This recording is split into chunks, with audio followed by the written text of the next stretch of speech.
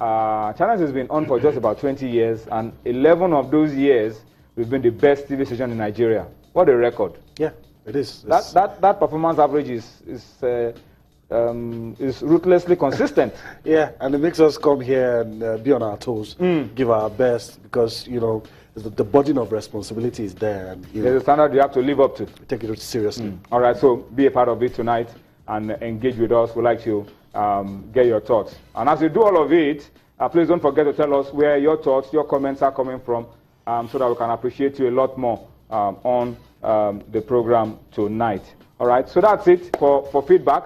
Guys, we'll start off the show tonight once again on a very sober note, because the football community in Nigeria, the football fraternity, we've lost a very key member, a congressman, a congress delegate of the Nigerian Football Federation, passed on. And this man, Super Eagles players and officials will never forget him for the role he plays anytime the Eagles go to play in Kaduna, because he, before he passed on early today, was the chairman of the Kaduna State Football Association, Honorable Abdul Kadri Magaji, that's his name. He also doubles as the vice chairman of the newly appointed Nigeria National League Board, the vice chairman, and of course the Kaduna State FA chairman, Honorable Abdul Kadri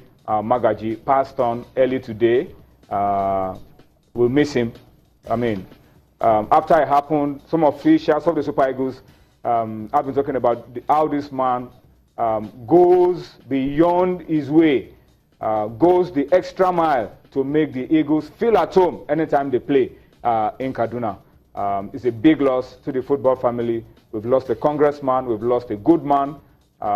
May his soul rest in peace. All right. Yeah. That's all we can say. Yeah, that's it. All right. So that's it. And well, it's not going to be out of place for us to just dedicate today's edition, today's episode of Sports Tonight, to the memory of Honorable Abdul Kadri Magaji, who has left us. All right. May God give his family and his friends and his colleagues, and by extension the Nigerian football fraternity, the fortitude, the grace to bear this terrible loss. All right. So let's move on, guys. Let's go on very quickly, and we're moving from Lagos. We're taking you straight to Gabon, the best of the best. When you talk about African football at the national team level, is what we have going on right now at the Africa Cup of Nations 2017 in Gabon. Guys, I'm sure you've seen a lot of the games. By virtue of the nature of this show, we are unable to watch the second half of the second games of the day, at least for now.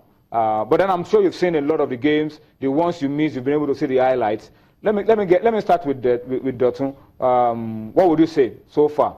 At the end of today, we will have seen all the 16 teams in action, yes. And then you'll be able to gauge what the standard of this competition, what it is. Well, I would not actually conclude at this particular point. Why I said I would not actually conclude at this particular point is the fact that when it comes to tournaments like this, we tend to see actually teams started at the beginning of the tournament.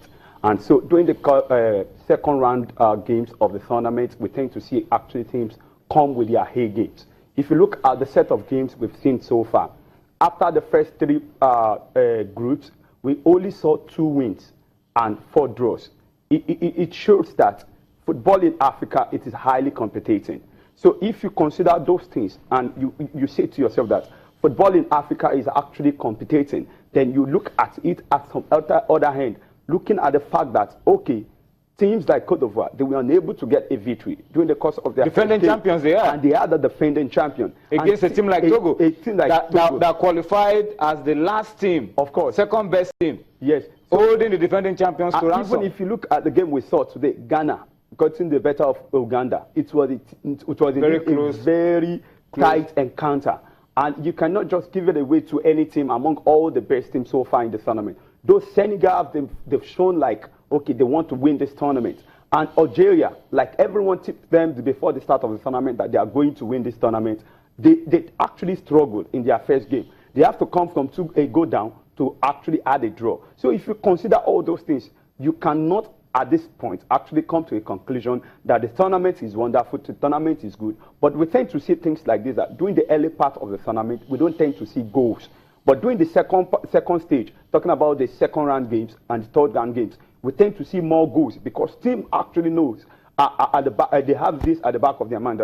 Failure for we to win this, failure for we to get a draw, failure for we to get goals, we are out of the tournament. So if we can just keep our hand crossed and even wait on what we are going to be seeing when the second round games will be starting. Let me come to you, Yemi, the coach of the Super Eagles, who is working as a pundit right now at the Cup of Nations, said before he went for the tournament that this is one tournament that is difficult to predict, where the pendulum of victory will go, the clear favorites to win. And everybody felt Algeria,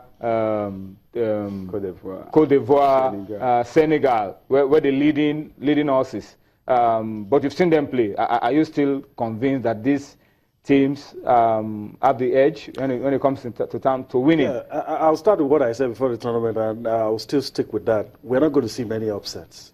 We're going to see just a few. The golfing class for the big boys will shine through. But the fact that Cote d'Ivoire couldn't beat Togo, Algeria couldn't beat Zimbabwe, those are upsets already. Guinea-Bissau holding the host to a one-all draw. Cameroon not being able to beat Burkina Faso. Maybe in your books, an upset for me on that day would have been maybe Zimbabwe beat Algeria. But the point I'm trying to make is this: we've seen eight matches. Hopefully, the other one will be concluded soon. We saw the first half. The only game that didn't produce a goal is the Cote d'Ivoire Togo game. Yes. So even the ones that produced goals, each team scored, apart from the one that had Senegal. So it shows that it's going to be tight. At the end of the day, the composure and the experience of the teams will matter. That's why I said there's not going to be too much of some upset. I told someone, I said, if it was Ghana or Ivory Coast playing against Algeria probably would not be back into that game. Zimbabwe just showed that they lack the experience at that level. They should have closed on the strength of their performance. That is, and that's why if I now take it all back to the question that you asked me, those who predicted that Ivory Coast, Ghana, Egypt, Senegal, I think it's still going to be one of those four teams at the end of the day that's going to win this tournament. All right, let's just quickly update you once again. You saw earlier on the results of the games. Today we are playing Group D games, the last group, the last round of games for match day one for the groups. All right, so Ghana, courtesy of Andre Ayew penalty, beat Uganda 1. It was a very entertaining, very tactical game, very close game, top quality. At the end of the day, the Ghanaians won that one 1-0, their first victory by Uganda in about 3-4 games. And then you had Egypt and Mali. That game is still ongoing, still goalless as we speak. But already we talked about a bit of history on this show yesterday. Assam El Hadri replaced El Shanawi, the injured goalkeeper of Egypt. And so he has become the oldest man ever, not just to keep, but to play at the Africa Cup of Nations. Age 44. But goalkeepers, they say, get better with age. Longer life, but not like 44. Yeah, I mean, if you know how close 44 is to 50. At any tournament, the record is held by Roger Miller, 42, at the World Cup. Before that, it was 42 is a lot closer to 40. But 44 is sounding so close to 50. Before him was Peter Shilton. You know, and maybe we'll that's at the World Cup. Yeah, that's what I'm saying. Well, they're all tournaments. Yeah, now, his record is going to stand, you know, for a long time to come. Of course. Across all tournaments, even before he got in goal. I mean, I saw that moment. It was history being made right there for all of us to see when El Shanawi got injured and Essam El Hadri got in. And it's been said, across all tournaments, there is no football tournament that a 44-year-old has participated in. So whether it's the World Cup, the Olympics, or anything that has football. So this is a record. Already on its own. On its own, it's a record. It's well, I'm sure the Egyptians will be sweating on El Shanawi now, but if his injury proves to be a serious one, then you are probably going to be seeing El Hadri for a long time in this competition. he came into this competition as, I think, number 2. He was first choice during the World Cup qualifying Yes, games. And so he's back now. Providence has brought him back. But if you look at it very well, during the course of the World Cup qualifiers, actually he was really doing wonderfully well.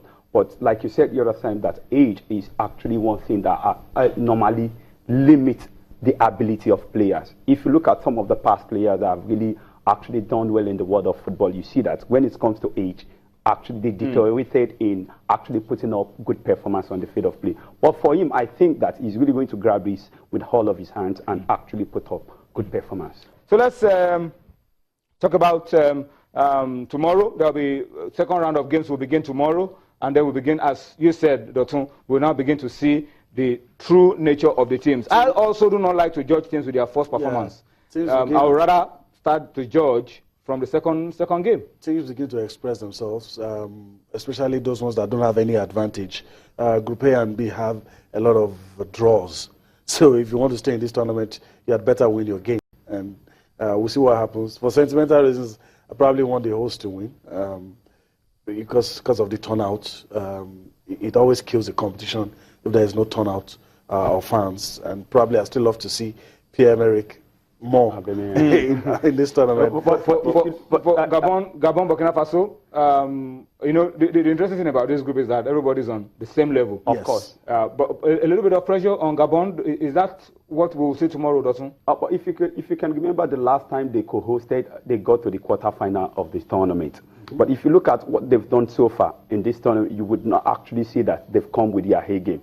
But if you look at what Burkina Faso actually did in their first game, you see that they are cohesive and they pass the ball, spring passes together, and you can see that team spirit. Though they met a better side, and they were still able to compose themselves playing against a team like Cameroon. So squaring up against a team like Gabon that happens to be not one among the best when it comes to playing at the highest level in Africa.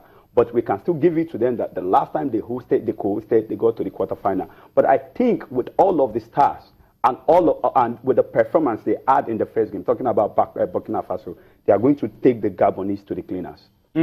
What's your money? Who's your smart money? It will be on which team, Yemi, tomorrow? Gabon with Pierre-Emerick Aubameyang, or Burkina Faso to spring a surprise? I'm hoping the referee doesn't grab the headlines.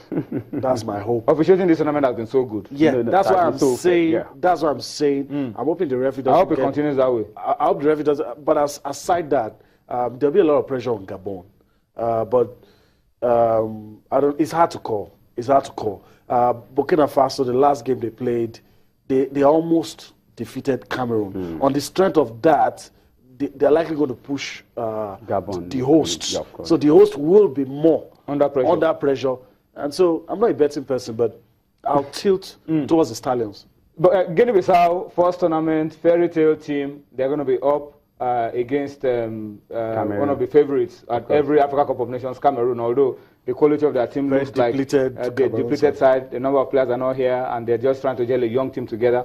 That's going to be some game. It's David against Goliath. No, I would not say David against Goliath, but if you can remember in the past years, Guinea-Bissau to some extent, actually, they were proving to be one among the best teams when it comes to playing qualifiers in Africa, though they were not qualifying for tournaments, and they often push the big teams to get some results. Yes, of course. But going into this particular one, like what I saw in the first game, if you can remember, when he was talking the other time, he said that the Burkina Faso actually pushed the Cameroonians to the wall. And if you look at what they did against the Gabonese, they came all out. They were not afraid. They are playing against the host nation, and they can still actually appear so composed and so full of themselves, squaring up against the host nation. So squaring up against a team like Cameroon, I think you can as well see another side of them, talking about playing against the Cameroonians. But don't take it away from the Cameroonians. They are a very good side. They have a very good, wonderful striker. Even their goalkeeper is one among the youngest player in the tournament. He plays still with Sevilla at Team B. But I think that it's going to be a very tricky tie. So maybe it's going to end in a draw. All right. So second round of games in Group A tomorrow. My guys here are already predicting Dotun, predicting that maybe we'll have another round of drawn games, and of course that will really set the stage for the final round of games when they are played. But the fixtures, once again, on your screen, you have Gabon against Burkina Faso, and then, of course, you have Cameroon against Guinea-Bissau. We'll keep our eyes on those games tomorrow.